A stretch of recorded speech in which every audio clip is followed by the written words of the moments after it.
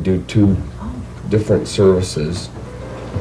One, gonna have visitation from like 2 to 4 one day. I had Father Levitt from St. Mary's Church. He's the pastor of St. Mary's Church in East Moline come over to start talking about my funeral, some different things I wanted to do that I didn't know if they were allowed in the church, or so I wanted to clarify that so I could finish planning the funeral. Yeah, I don't want a big choir and all that. I want it to be pretty simple, something that reflects, what I've done in my life. Is there a way to get a copy of that book? Sure. I'll And maybe send one over to your mom. some common songs too, or hymns. Or... No, you're not limited just to what's there. It's a small selection. Some of the traditionals are Be Not Afraid and Amazing Grace. The funeral at St. Mary's in East Moline. There'll be a non-denominational service at Banho Funeral Home.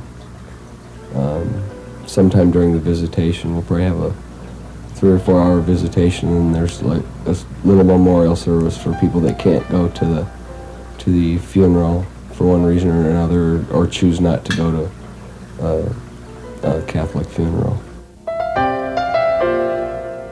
We've been talking about it for quite some time, so it hasn't been, it's just one more thing we know we need to do.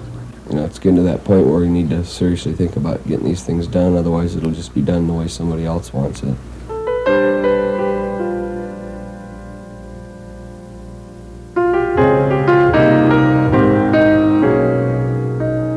Yesterday, I was ready to go.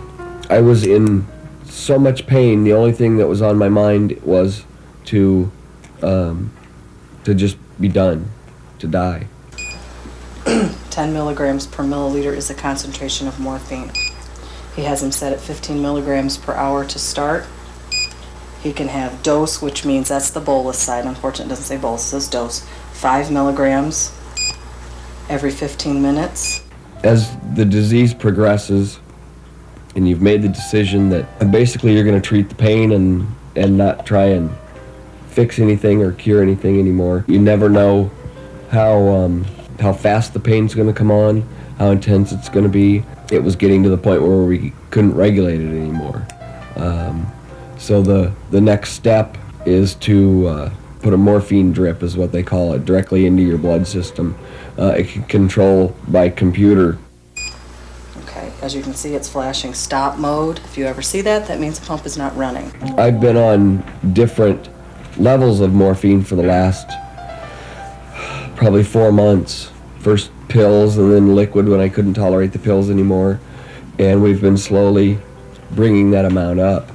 And it decided last Wednesday or Thursday that it was time for the pain. Morphine's my friend. And today, with it being regulated, I feel great. I know a lot of it's morphine induced, but that's what its job is now, is to keep me comfortable. I haven't basically eaten anything for probably a week. So what happens is you're not taking any nourishment in, your body needs to get it, your organs need to get it from somewhere. So it starts and it eats all the fat away. And then it starts working on the muscle, which it's already done, and which is why my arms are so skinny. It's working on the muscle.